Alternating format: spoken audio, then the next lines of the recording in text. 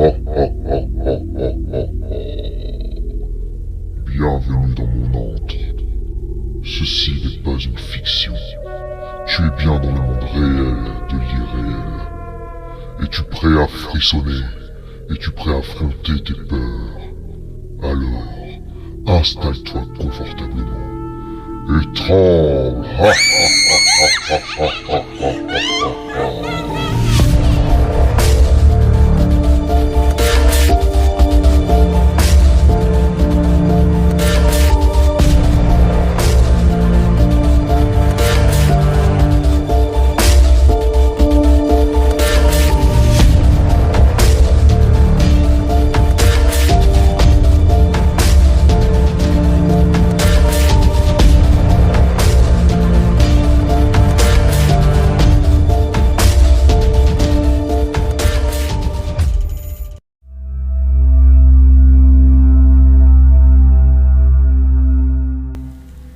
La sorcière de la vallée de Ringtown. En 1934, le confort de la vie moderne n'était toujours pas arrivé à Ringtown, un petit village agricole de Pennsylvanie. Les maisons alimentées en électricité ou en eau courante étaient rares, et celles qui possédaient un téléphone l'étaient plus encore. Les habitants de la vallée étaient pour la plupart des Allemands originaires des provinces du Bas-Rhin, en particulier de Bavière et de Saxe, qui s'étaient installés dans l'est de la Pennsylvanie au cours du siècle précédent. Ils avaient apporté avec eux leurs coutumes, leur dialecte, le haut allemand, et ils croyaient obstinément au pouvoir de la sorcellerie. Dans cet endroit oublié par le temps, vivait une femme de 63 ans, Susanna Mumet, qui occupait une grande ferme au pied de la vallée avec sa fille adoptive Tavila, 24 ans, et qui était considérée comme une sorcière depuis plus de 20 ans. En 1910, Susanna avait eu une prémonition qui lui avait révélé que son mari, Henri, mourrait s'il allait travailler le 5 juillet. Pendant des jours et des jours, la pauvre femme, qui croyait ardemment en cette prédiction, l'avait supplié de ne pas se rendre à l'usine de poudre. Mais, riant de ses craintes, le moment venu, Henri avait rejoint son poste comme à son habitude. Malheureusement, quelques heures plus tard, une violente explosion était venue donner raison à Susanna. Et comme elle avait parlé de ses visions à un grand nombre de personnes, tous les regards s'étaient tournés vers elle. La tragédie avait semé la peur dans le cœur des villageois. La précision des révélations et le terrible drame qui s'en était suivi ne laissaient aucun doute quant à la nature de Susanna Mumet, qui était forcément une sorcière, de la plus dangereuse des espèces. Alors, dans toute la vallée et dans les montagnes environnantes, des médaillons recouverts de symboles magiques avaient fleuri sur les portes des granges rouges, qui visaient à protéger les fermiers, leurs familles, leurs animaux et leur culture des sortilèges démoniaques que Susanna Mumet aurait pu avoir l'idée de leur lancer.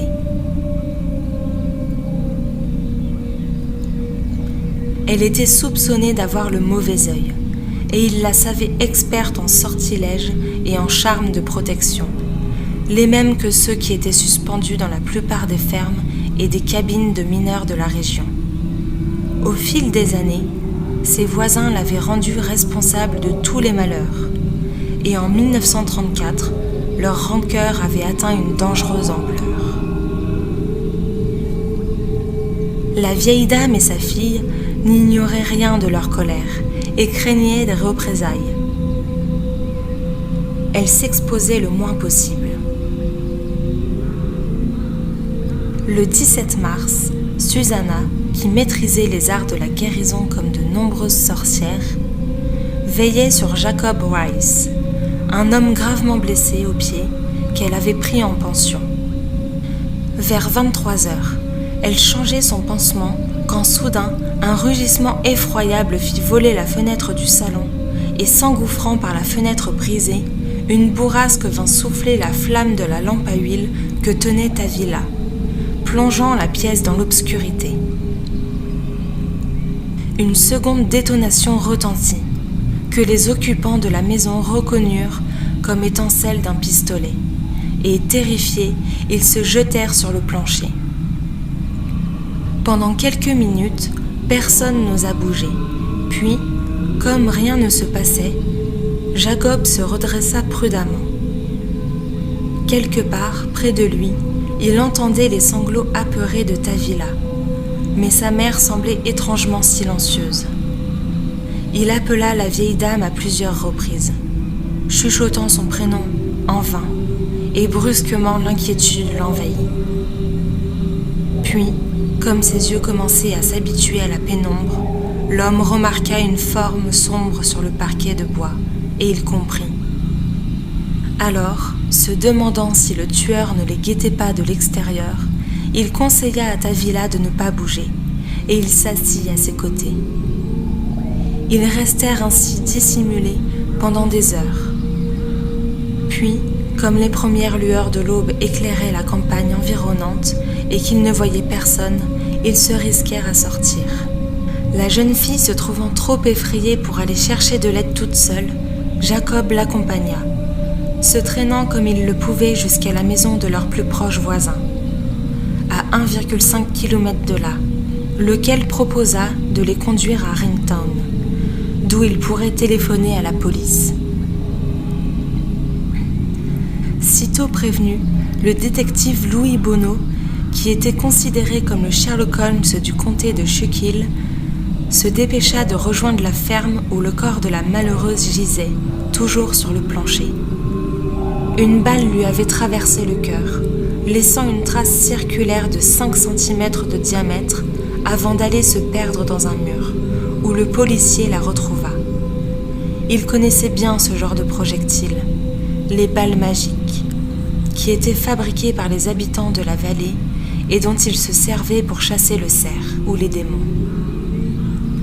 Après avoir entendu les 2 principaux témoins, le détective fouilla la maison, cherchant l'arme du crime, puis, comme il ne trouvait rien, il décida de rendre visite aux voisins de la victime, qui ne se firent pas prier pour parler, lui révélant que la vieille dame s'était fait une multitude d'ennemis. Certains avec qui elle s'était querellée pour de banales histoires de voisinage, et d'autres qui l'accusaient de les avoir ensorcelés. Le policier nota consciencieusement tous les noms dans son calepin, puis il partit à leur rencontre. Mais après en avoir interrogé un certain nombre d'entre eux, il apparut qu'aucun ne semblait lui avoir gardé rancune, à part un homme qui avait menacé de la tuer, mais qui présentait un solide alibi pour la nuit du meurtre. Pourtant, malgré l'apparente mansuétude des personnes interrogées, le détective Buono avait la certitude que la balle avait été fabriquée dans la vallée de Ringtown. Et vu la nature du projectile et la réputation de Susanna Mumey, il restait persuadé que le nom du meurtrier se trouvait dans son petit carnet. Il avait appris de sources sûres que Paul Stuffer, un homme qui se disait maudit par la sorcière, possédait un pistolet qui pouvait tirer de telles balles. Et quand il arriva devant chez lui, il fut surpris de constater qu'une barre d'argent traversait le perron de sa porte, qui visait à empêcher d'éventuels sortilèges de pénétrer à l'intérieur de la maison. Paul, un grand jeune homme blond, refusa de le laisser entrer sans un mandat de perquisition, et devant son obstination, le policier n'eut d'autre choix que de le faire arrêter. Alors qu'il se trouvait sur le chemin de la prison, le jeune homme tenta de se justifier. « Tout le monde savait que je la détestais. Elle avait maudit mes mules. Elle se sauvait. J'ai en effet un pistolet qui tire de telles balles, mais je ne l'ai pas tuée, même si j'y ai souvent pensé. »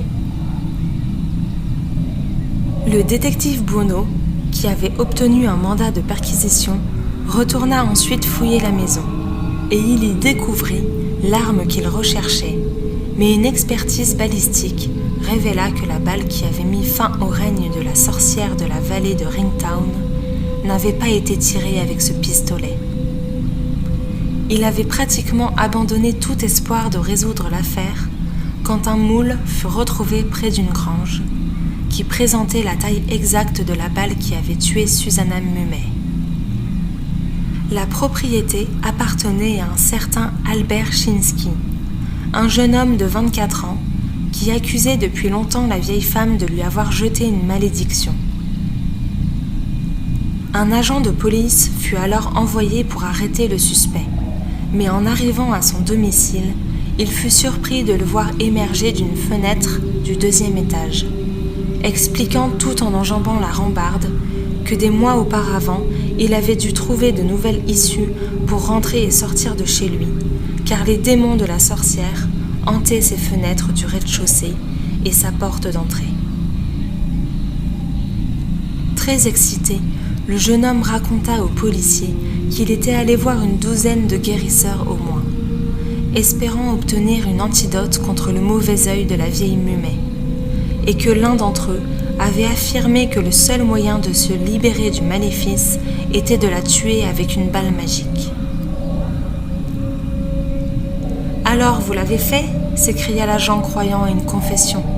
« Non, monsieur, je me trouvais à Mahanoï, avec Selina Brenstel, au moment où elle a été tuée, je le jure !» Le policier n'eut pas le temps de vérifier son alibi, car 10 minutes plus tard, un pistolet fut retrouvé dans les buissons près de la maison de Susanna, qui appartenait à un employé des mines de charbon.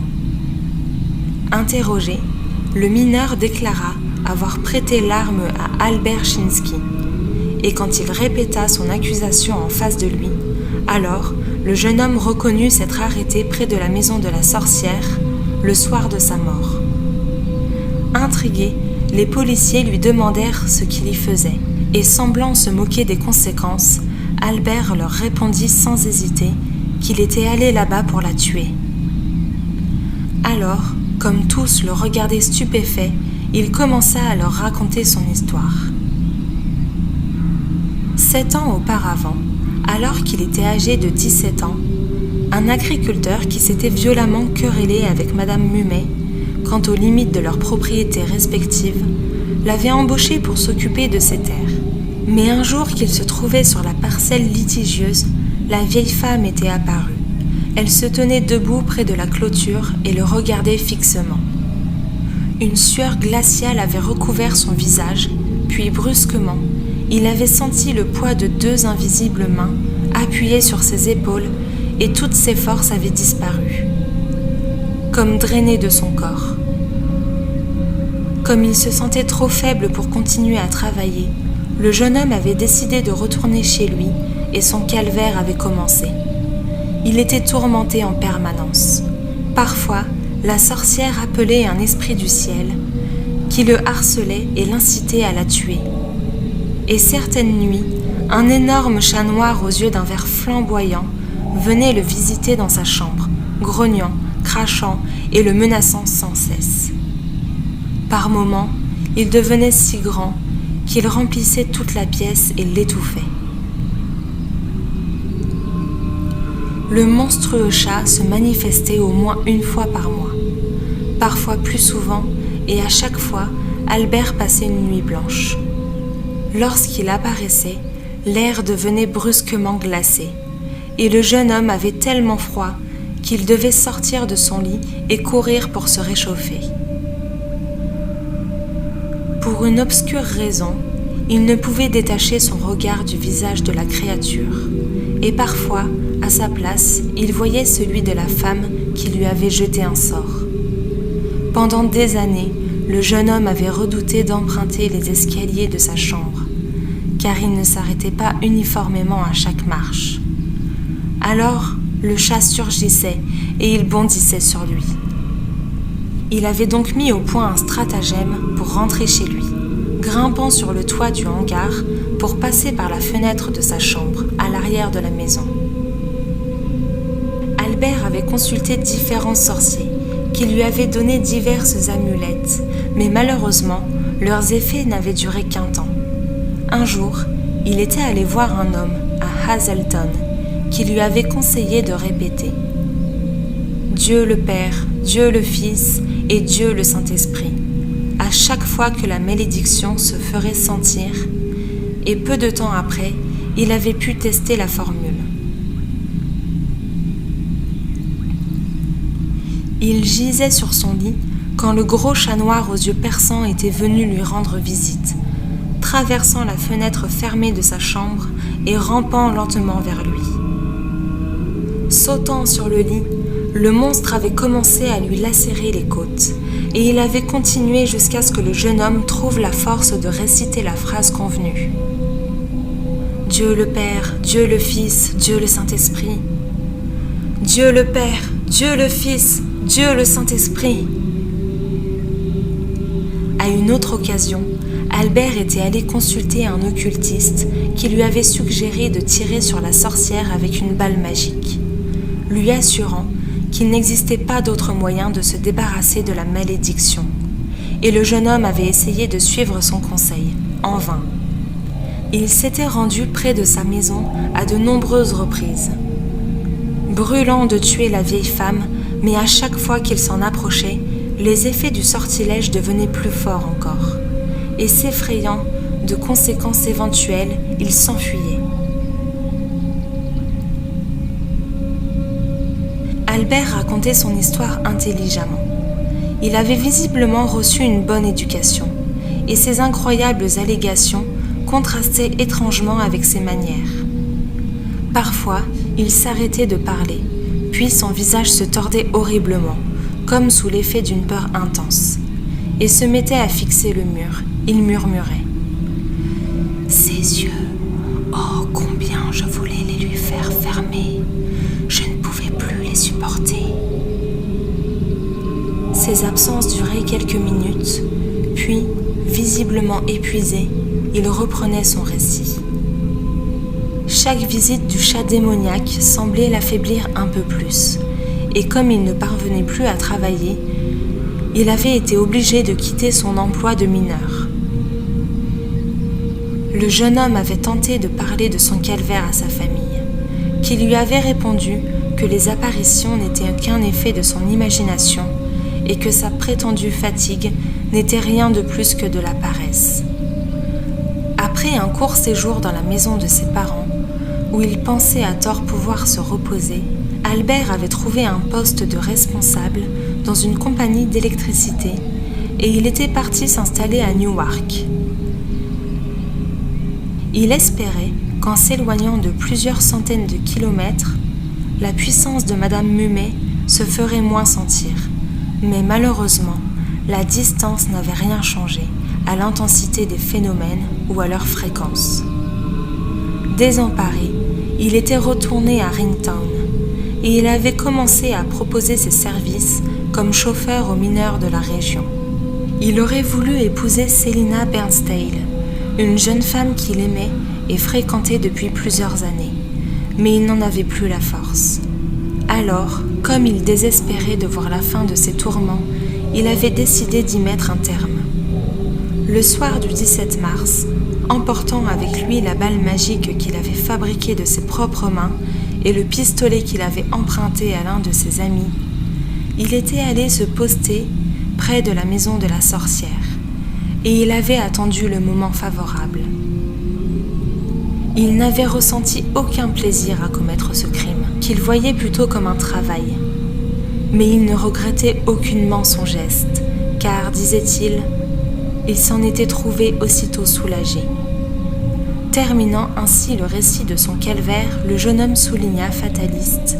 « J'étais ensorcelé, et il n'y avait rien d'autre à faire. Je devais la tuer. La chaise électrique sera plus douce que la souffrance. »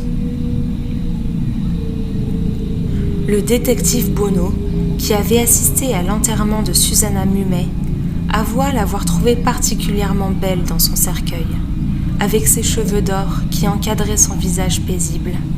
Et Albert lui répondit « Oui, je savais qu'elle serait jolie avec ses yeux fermés. Mais oh, les yeux, quand elle vous regardait, je ne pouvais plus les supporter. »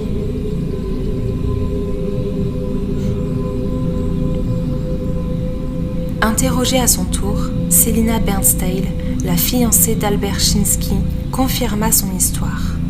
Elle ne doutait pas que son bien-aimé a été ensorcelé, tout comme sa pauvre cousine l'avait été par une vieille femme, qui lui avait jeté un sort et venait la visiter sous la forme d'un fantôme. D'ailleurs, souligna-t-elle le plus sérieusement du monde, le sortilège de Susanna Mumet avait commencé à l'affecter elle aussi. Le matin, quand elle se réveillait, elle voyait souvent Albert debout, au pied de son lit, le visage grimaçant de douleur. Elle lui en avait parlé à plusieurs reprises, et chaque fois, il était apparu que la nuit précédente, le malheureux avait été tourmenté par le chat maléfique ou par l'esprit de Suzanne Mumet, qui lui apparaissait sous la forme d'une silhouette translucide.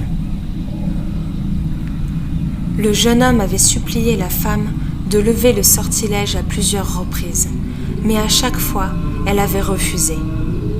Selina aimait sincèrement Albert. Elle aurait voulu l'épouser, mais dès qu'elle tentait de lui en parler, il s'opposait à l'idée, affirmant que la sorcière ne les laisserait pas faire. Le lendemain du drame, alors qu'elle ignorait encore que la vieille dame avait été assassinée, elle avait compris que quelque chose était arrivé, car son bien-aimé semblait différent et plus gai. Elle avait été tellement heureuse de le voir ainsi transformé qu'elle n'avait pas jugé bon de le questionner. Après son arrestation, Albert Chinsky devint une sorte de héros pour les habitants de la vallée de Ringtown, qui voulaient témoigner en sa faveur, se présentèrent volontairement aux policiers, leur expliquant que Susanna Mumet les avait ensorcelés et que le jeune homme les avait libérés. Ils lui en étaient tellement reconnaissants qu'ils mirent en place une collecte pour aider sa défense. Le jeune homme répondait avec complaisance aux questions de nombreux journalistes qui venaient le visiter à la prison de Pottsville, où il était enfermé, et il se montrait curieusement optimiste. Quand ils l'interrogèrent sur son mariage avec Selina, la jeune fille était tellement pressée qu'elle aurait voulu célébrer leur mariage en prison. Alors Albert leur expliqua qu'il espérait être bientôt libéré, après quoi il l'épouserait. Même la perspective du procès ne semblait pas l'effrayer. Albert Chinsky rejetait avec indignation les suggestions de son avocat, qui voulait plaider l'aliénation mentale. Et cette obstination comblait les vœux du procureur, qui pensait que le jeune homme avait toute sa raison et espérait bien l'envoyer à la chaise électrique. Albert aurait voulu un procès, mais lors de son évaluation mentale, les psychiatres crurent déceler les signes d'une démence précoce et ils recommandèrent à son internement. Le jeune homme fut alors envoyé à l'hôpital psychiatrique de Fairview, un établissement carcéral de sinistre réputation, dont certains disaient que ceux qui n'étaient pas fous en y entrant le devenaient avec le temps. Plusieurs années s'écoulèrent. Selina Bernstein épousa un autre homme, et le monde finit par oublier Albert Chinsky. En 1968, William Crinchwick, qui était avocat, découvrit son histoire et se pencha sur son cas. Il insista pour qu'il soit réexaminé par des psychiatres. De son côté, Albert était favorable à la réouverture de son dossier, même s'il risquait de passer en jugement pour assassinat. La question de sa santé mentale traîna pendant des années. Puis finalement, en 1976, un juge le déclara saint d'esprit. Quand il lui demanda s'il croyait toujours en la sorcellerie, Albert lui répondit « J'étais un jeune homme stupide et superstitieux quand j'ai fait ça, mais je pense que j'ai été assez puni. » Le juge devait lui aussi trouver sa peine suffisante, car il le fit libérer. Albert Chinsky retourna à Ringtown, où il vécut des jours paisibles jusqu'à sa mort en 1983.